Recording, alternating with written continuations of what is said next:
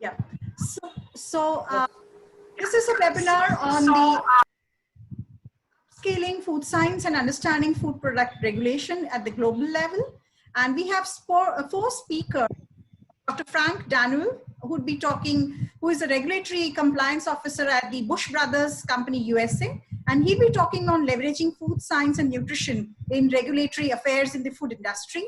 We have Dr. Rachana Boite, who is a lead nutrition lead at the Nutrition Sciences and Associate Director at Dr. Reddy's Lab. And she'll be talking on learning essential for the food and pharma industry. We have Ms. Purnima Shankar, who is the research scientist, senior research scientist at the Himalaya Drug Company. And we have Dr. Meenu Singh, who is a nutrition consultant, vital strategies, and seconded to FSI India. And before not wasting time, let me hand over the platform to Ms. Purnima Shankar for the next presentation. So Ms. Purnima Shankar has done her BSc and her master's here in the Department of Foods and Nutrition, MS University of Baroda. And thereafter, she did her RD and in USA after doing her MS. She is currently involved in Himalaya Drug Company as a senior scientist in the functional foods division. She is a product development nutritionist supporting both functional foods and pharma products. And she also supports marketing and external engagement activities in her current role. Her wide range of experience includes medical nutrition therapy in acute and long-term care facilities. Post her MS, she also moved to corporate nutrition and worked with several industries. And thereafter, she's moved to India and is, worked in Hindustan Unilever before she joined the Himalaya Drug Company. So over to you, Purnima, and we really look forward to learn a lot from you. And we have over 246 participants who are eagerly waiting to learn from you. Over to you, Purnima. Thank you so much, Vanisha. Thank you, Dr. Meenakshi and Dr. Karolia for a kind introduction and for having me here. I have already come once in March and much earlier as well, and it's always been a great connect to be back home with all the people who have been my teachers and my mentors. So thank you so much for this opportunity. I hope to give back to the students what I have learned at the department with a lot of value add through the experiences I've had over the years.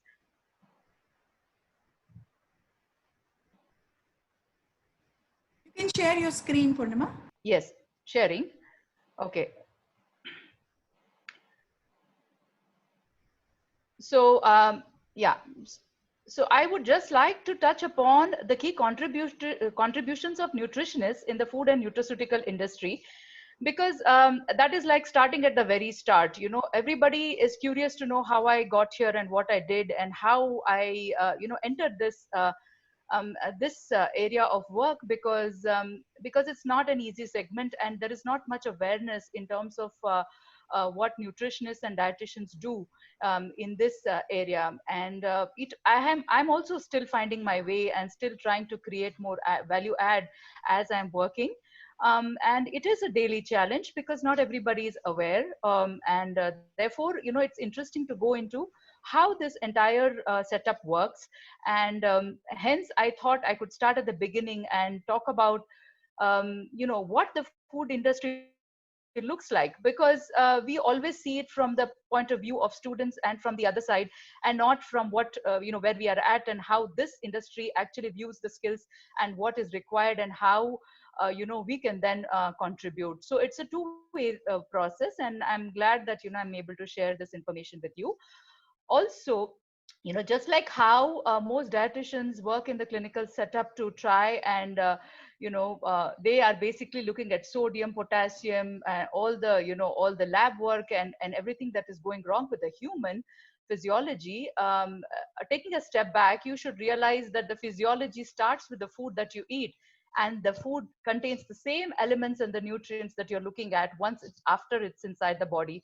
The only difference is in the food industry, you look at it before it enters the body. And therefore, it is similar in a lot of ways. And especially in product development, you are actually, looking at how it works in the milieu of, or so to speak, the food milieu before it enters the human body.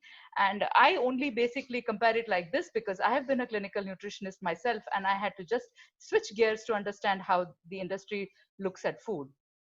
That said, I would also like to pretty much start with how uh, how we contribute. So there are various ways in which we can contribute, and the basic idea, of course, and always the final point, is for us to be able to make consumers make informed choices about the food they buy and the lifestyles they lead.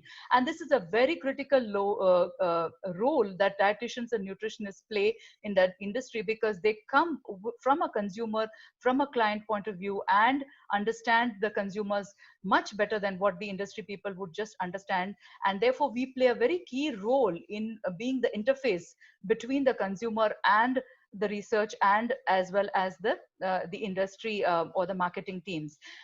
We play that strong voice, basically, that ensures that we give impactful nutrition communication that is correct, and that also helps the consumers make informed choices. From the company point of view, we also generate a lot of claims and substantiations and on-pack truthful claims that can be substantiated and can be shared with internal for alignment, as well as with the external community. And this is a very key role that we play, because we are ensuring that the right communication goes out to the masses, and they're able to make the right choices. And oftentimes, marketers get misled or get carried away in the kinds of claims they make, and we are here as the conscience, so to speak, to ensure that this does not happen, and that we are there to prevent tall claims or claims that cannot be substantiated. So in that way, we are playing a very important role in communication. When it comes to formulations, also we play a very critical role, because as a product development nutritionist, dietitians can play an important role in formulation aspects, in the composition aspects, as well as in validating the extensive technical and clinical information that comes into the product. And this is very critical also, because unless the product is designed right, it is impossible to have the right product out, and the right product then helping the consumer. So therefore, it's very critical that we also ensure that it happens. So therefore, we have a very important place to align with brands, manufacturers, retailers, and everybody, and contribute favorably, so that this particular business that we are selling to the consumers are doing the right thing, that benefits everyone. So that said, I would like to just give a brief idea on what and how a product starts, basically, because everyone is curious, and where dietitians and nutritionists play the role. So it starts from the idea generation. So we have a product in the market, and now we know we need more ideas on what kind of products we launch.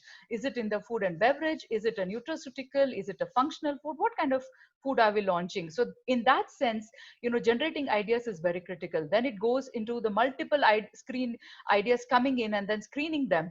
Then comes the development of the concept.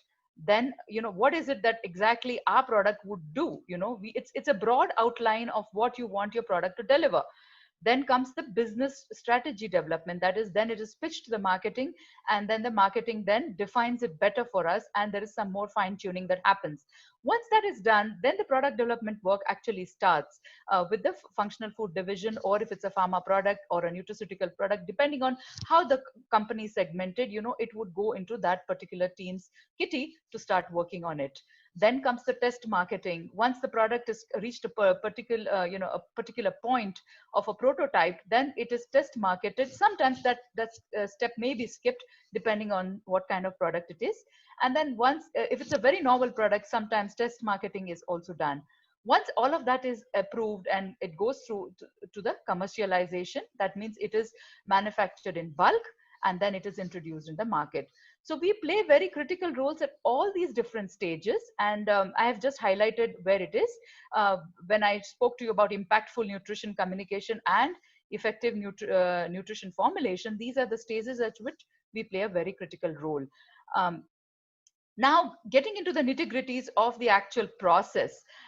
So how do we start? Now we want to develop an idea. We want to have a particular product in a particular segment, say a functional food, say for diabetes, right?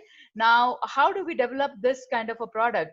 Is there something that we know already about it? What is it that we already know? Or is there other products in the market that we need to look at?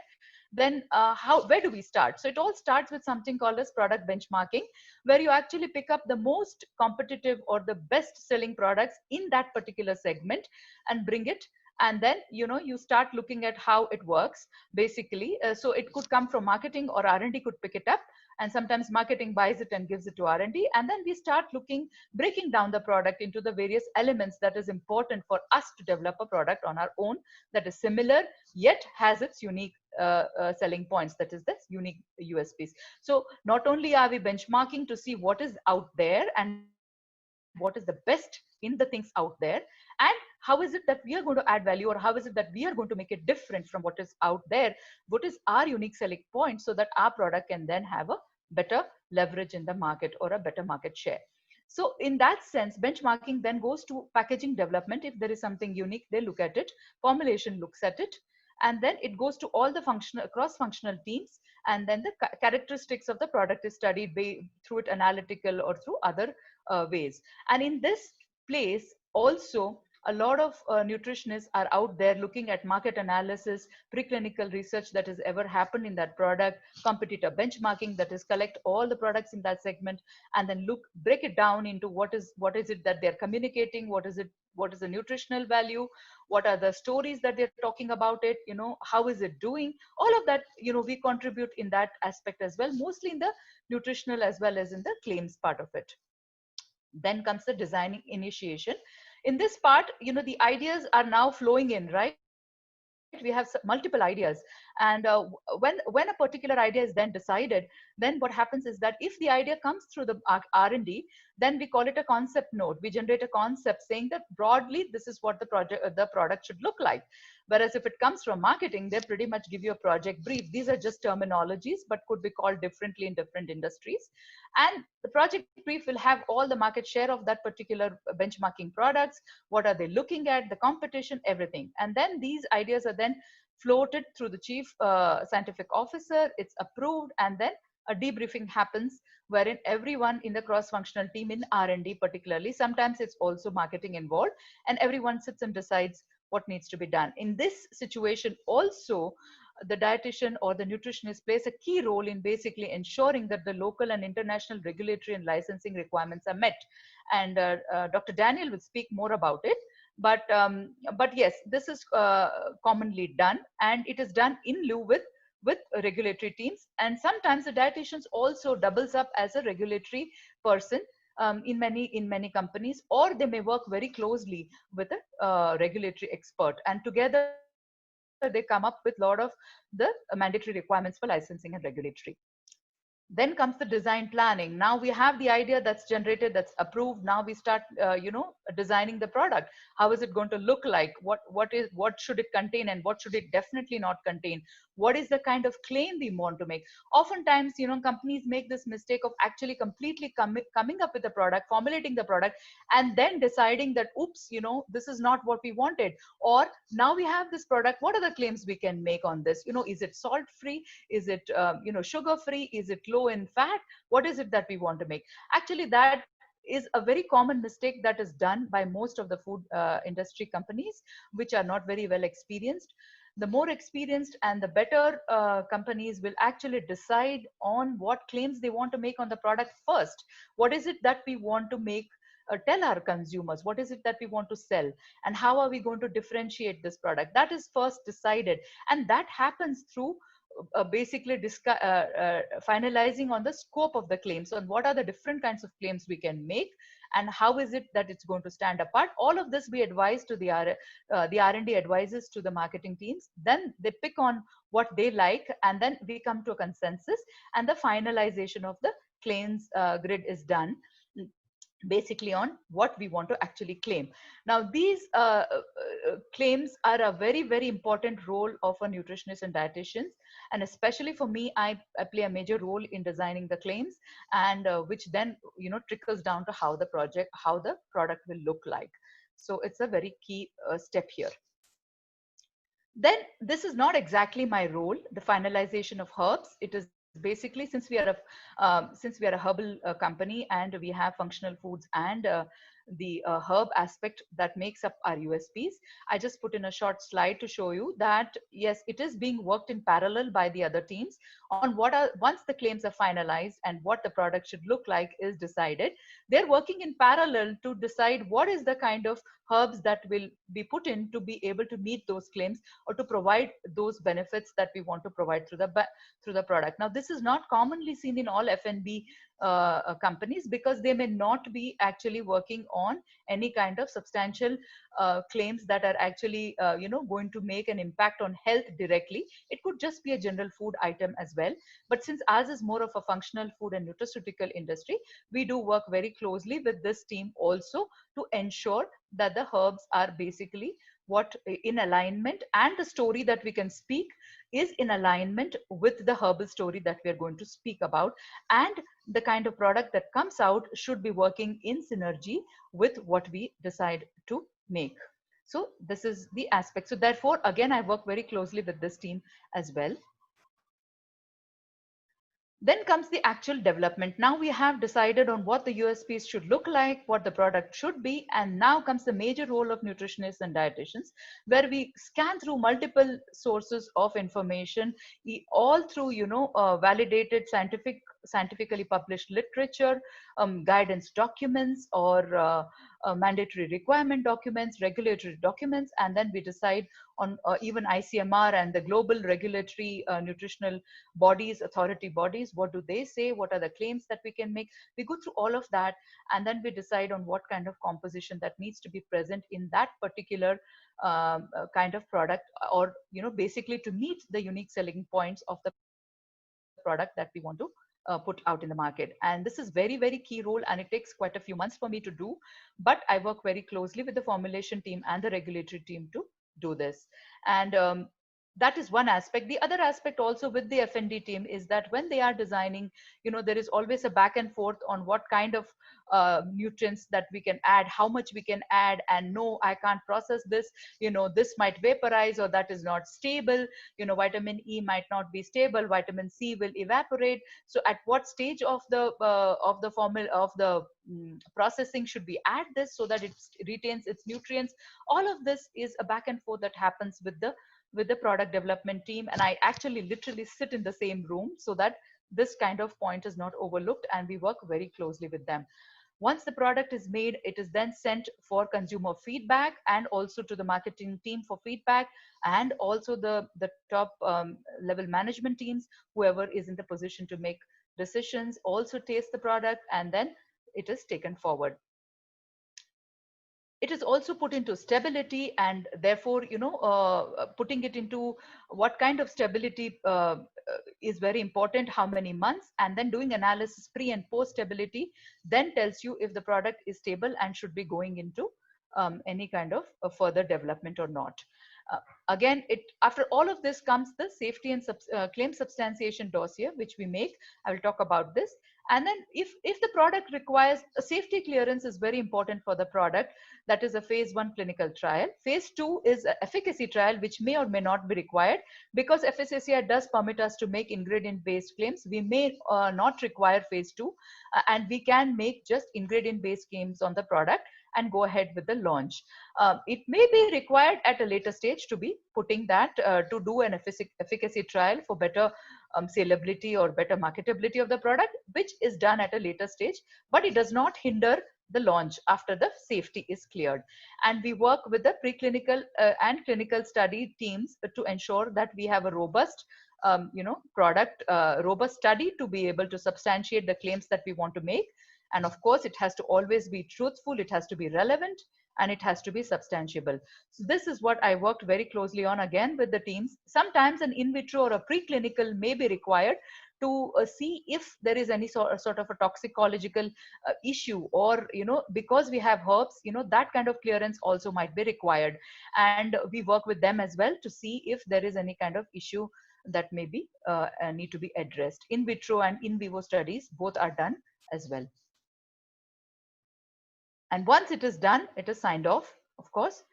Then comes the licensing. So this is also happening in parallel by the regulatory team, depending on what kind of product it is. It is the license approvals need to be taken with the Ayush, because we also work with Ayurvedic products. So we need an Ayush license. And in that case, if it's a pharmaceutical and a product, then FDA licenses are required. We also have a pharmaceutical division.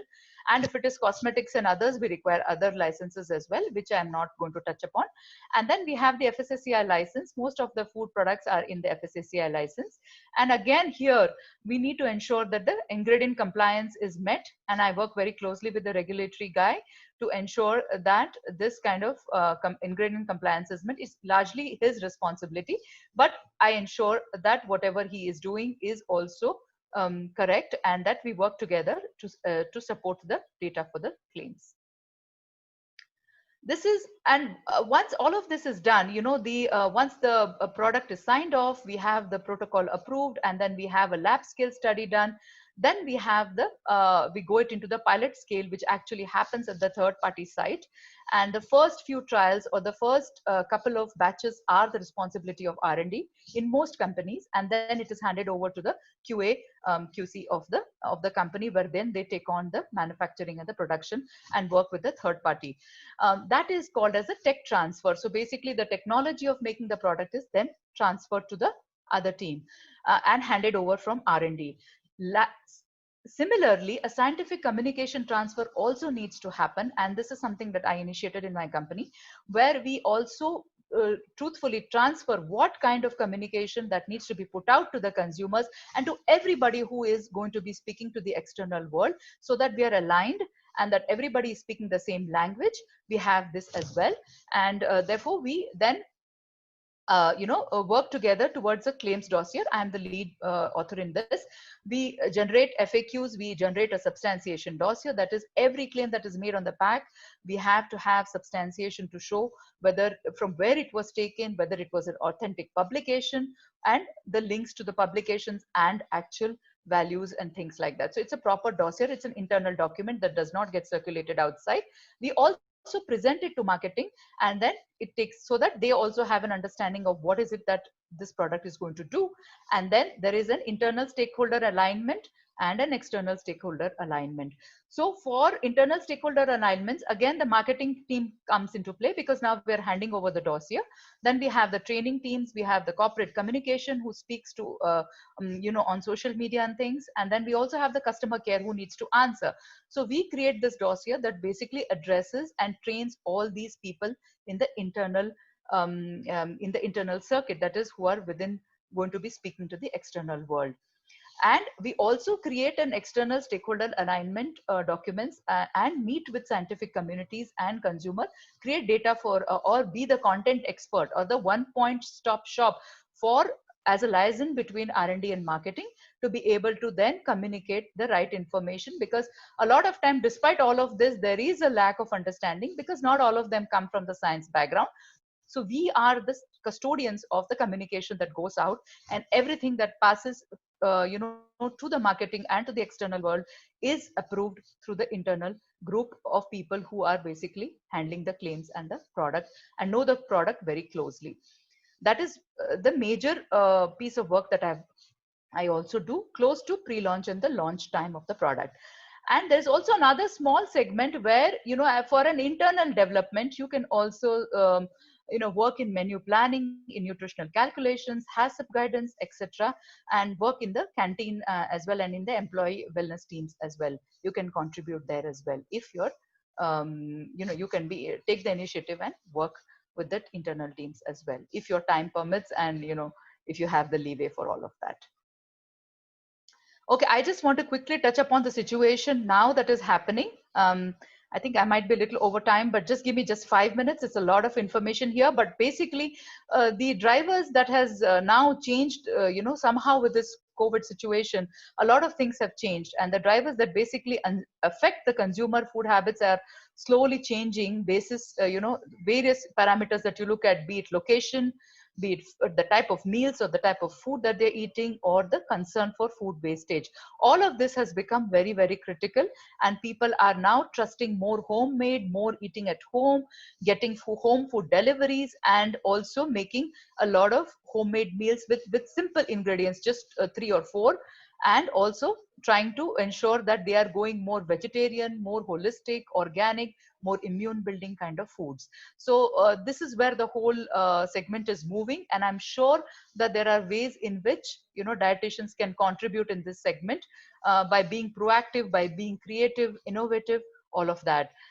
There's also, the consumer buying is basically now moving also towards instant gratification in the F&B segment. They like to snack more, they like to eat frozen fruits and other smaller meals instead of big, large meals, because being home and also being less active has somehow dampened the appetite for a lot of food, but more gratification. So there is also things like that.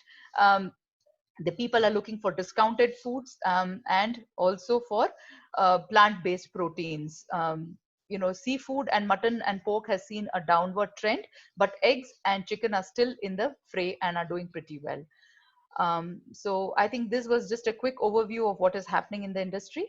So I thank you very much for all the time that's been given to me, and for the patient hearing. Thank you.